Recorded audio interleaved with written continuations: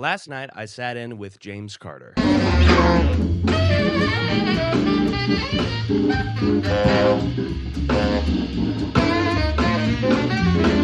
This was 21 hours ago. Yeah, I would say it was a dream come true, but I never thought to dream that big, honestly. So here's what we're gonna do. I'm gonna tell you that whole story about how that happened from start to finish, about how I got to sit in with my hero, James Carter. And then I also want to talk about what I learned from this experience. A lot of things that have been going on in my head that this experience gave me a lot of clarity on. So let's get into it.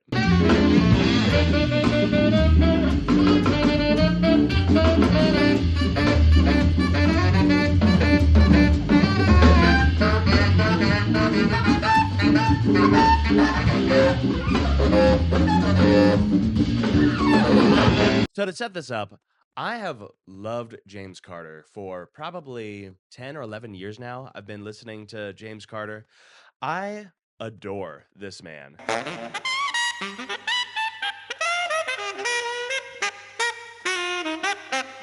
I adore his sound so much. Like, his sound just hits me in the gut.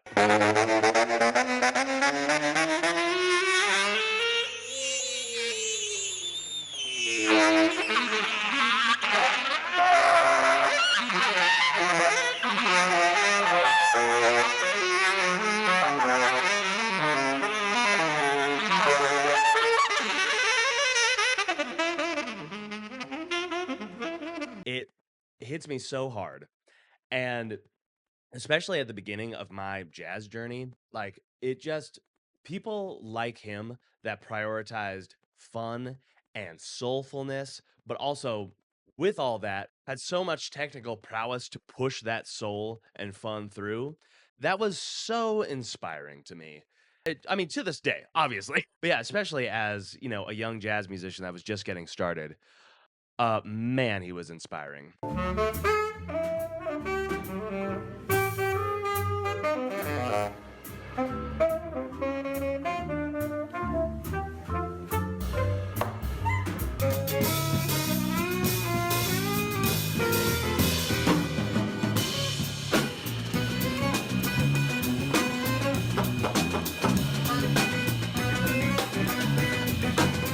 The things that James inspired me to start doing, like the pops and the squeals, I did those things at the expense of people liking me and like thinking I was a musician to be respected because I would do the pops and squeals and I enjoyed that very much. I loved that stuff. That was some of the parts of music that I really, really enjoyed. But yeah, I think it gave the idea to other players that I didn't take the music seriously. Meanwhile,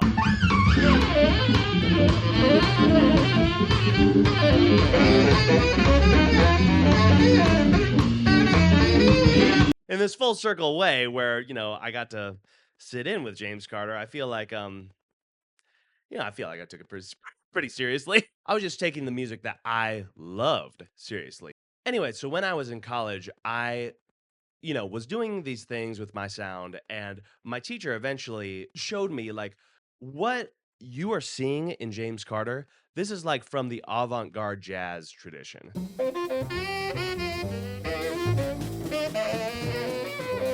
And he showed me that, and I was like, oh, wow, okay. It's some of the whole other thing for me. Like, okay, I like this. I think 27-year-old me likes avant-garde jazz a little bit less than 20-year-old me.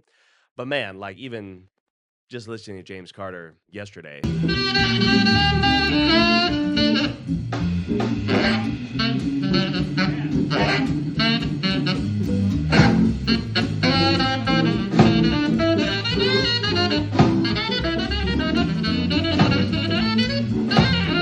It's so beautiful, man. Like that avant-garde stuff just hits me in my soul. The one other thing I want to preface before I really get into the specifics of the story of how I got to sit in with him was that the summer of 2018, the summer in between my sophomore and junior year of college, I it's not too much of an exaggeration to say that the entire summer I spent that summer listening to James Carter's concert. I think it's called Jazzhausen or ja- Jazz House at Bergen House or something like that. I didn't know the name of the YouTube video, but I watched that YouTube video so much that summer. But one tune that really stuck out to me was the tune Bingo Domingo. And it's an Eddie Lockjaw Davis tune from the album The Tenor Scene. But in my enthusiasm for James Carter, I learned that tune, I guess. Flash forward 7 years later, I'm working at Sax Quest, as you might know. I walk into work on any old Thursday, and somebody is ripping upstairs, and it's loud too. I'm like, dang, who is that?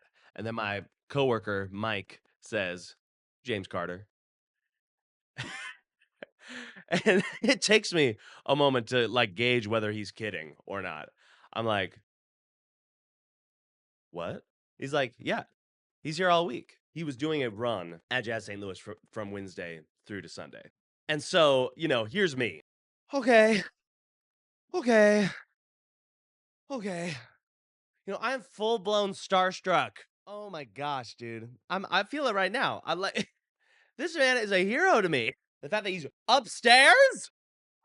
Okay. So I collect myself and I'm the social media guy. I'm just like, look, all right, here we go. Go upstairs, meet James. I have met James once before when I saw him play at Jazz St. Louis 9 years previous to this. But throughout this process, I did not tell him that we had met before because that time it was pretty embarrassing. I was so moved by his music. I was like, oh my gosh, you're awesome. And I asked for a hug. He gave it to me. So weird. I was 18 years old. So weird. So weird. So I did not remind him that we had met before. Anyways, so I introduced myself. Took some videos of him playing saxophones in the museum, which he was already in the process of doing.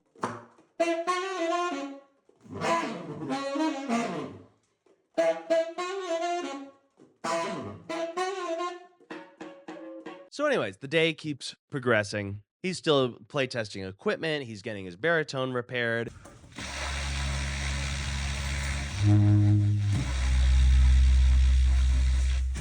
I eventually get the idea and the courage to ask him if I could maybe film a video with him for the Sax Quest Instagram. And he says yes. I say, what if we did Bingo Domingo? 2, 1, 2,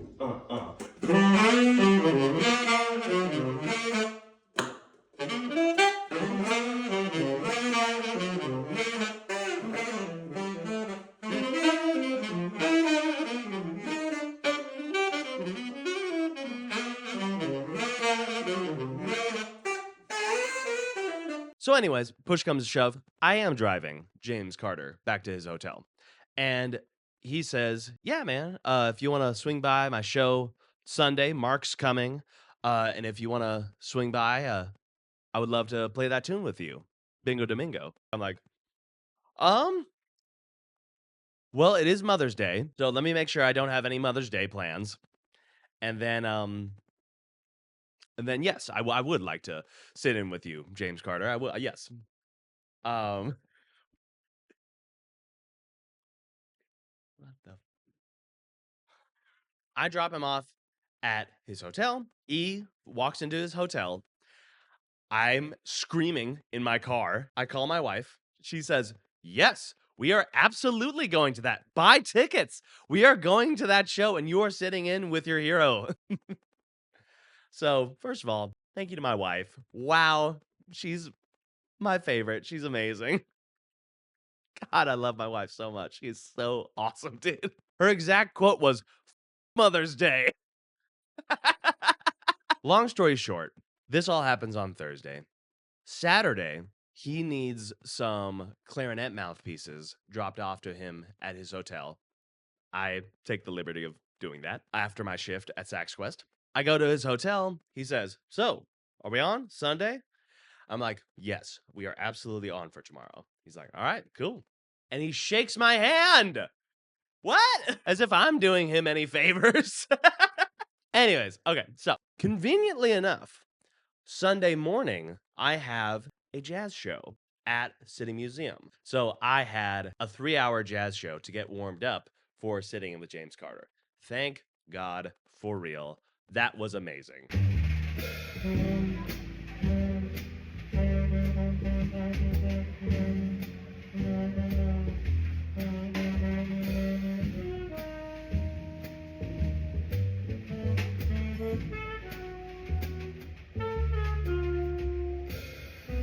We even got to run that specific song, Bingo Domingo.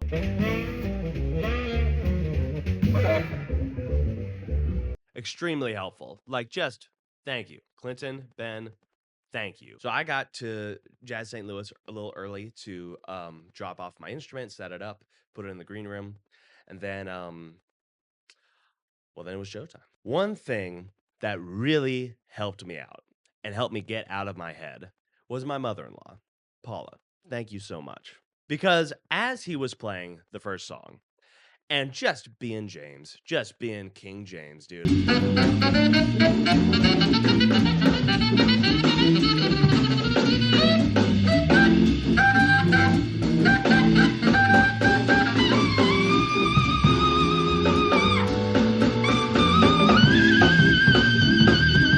Like, oh my gosh, he was just killing it. Like, oh, it was so awesome, man. Just all the wonderful sounds that are coming out of his horn, just hitting me in my soul like it always does. But I'm also, of course, very nervous. Then I look over at my mother-in-law, and she's just watching the exact same thing that I'm watching. And she's just like, Happy Mother's Day, by the way, Paula. And that's exactly what I needed to get out of my own head. I was like, oh, it doesn't matter. None of this matters. It's just music. It's just music. The other thing that got me out of my head was I had to adjust my reed super quick because it was a little off center. So I was adjusting my reed as I was getting on stage with James Carter. At this particular juncture, we'd like to bring up to the stage the saxophone stylings of Mr. Tanner Caldwell. This man is a young fellow lockaholic like myself, lockaholic meaning Lockjaw Davis. And we're going to deal with the aforementioned Bingo Domingo. And here's where it gets, a little more spiritual. We just started, and it was just like nothing else mattered. Like, it didn't matter that, he's my hero, and so much of the reason that I'm anything on the saxophone is because of him. None of that mattered in that moment. We were just two guys playing on stage. And of course it helps that, I do 160 shows a year. That also helps, get me. I know how to be on stage. But yeah, I mean, in that moment, there was nothing else to do but do the thing. He started with a little cadenza, happened to be down by the riverside. I started joining in with him on harmony.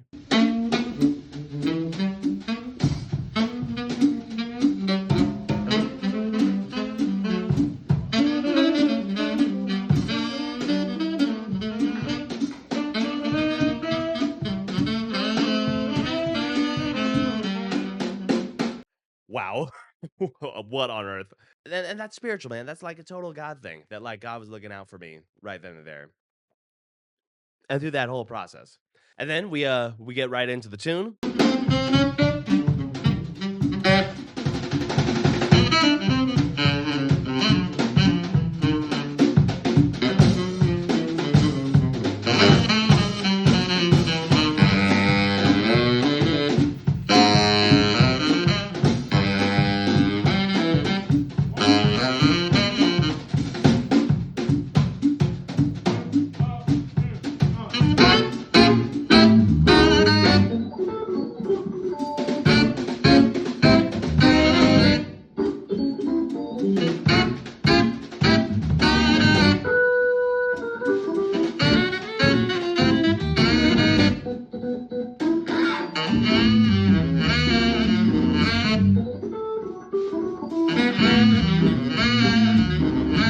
And then we get to my solo. And honestly, and I can only say this in retrospection because I wasn't really even, I wasn't there.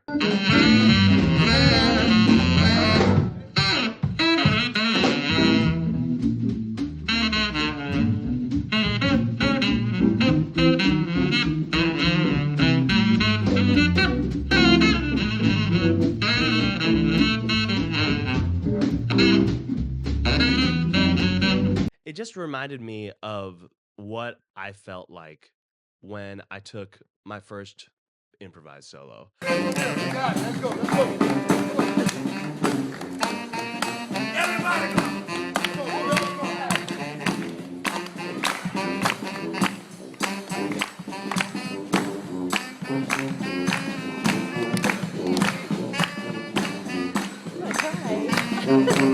I had never before improvised in front of people. So this was new for me. But in that moment that he called me up, I just felt all there was no fear at all. And that's a God thing, man. Like, why shouldn't there have been fear there? But there wasn't. When there's no fear, there's nothing in the way of God coming through. Like Roy Hargrove says, just being a vessel. It's not me. I'm a vessel. And I just try to keep the vessel open so that it can flow through. Everything that I do is from the Creator, man. And so that's what I felt that day. And that is also what I felt when I sat in with James Carter. There was just, there was no room to be fearful. Like, all that was left to do was just play the horn, fall to the level of my ability on the horn, and just let God do the rest.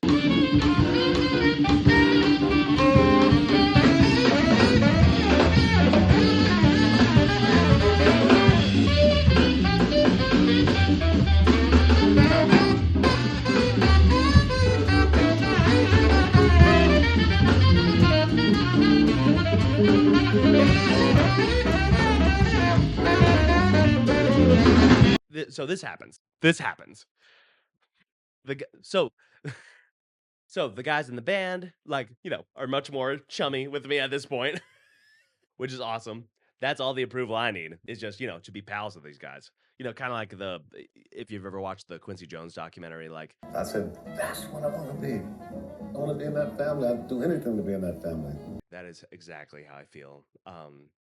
Just with me in the St. Louis music scene. So for me to feel like these guys accepted me, and it feels like they did.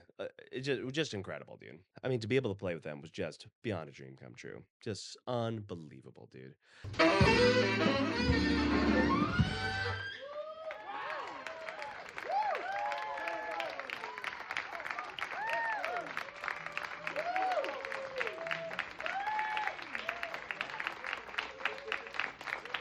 James, thank you so much for having me on stage. Gerard, Alex, thank you so much. Thank you. Thank you. All right, y'all. Thank you so much. If you like content like this, I'm planning on putting out a lot more content about music, about freelancing. Give me a follow. I'll see you on the scene.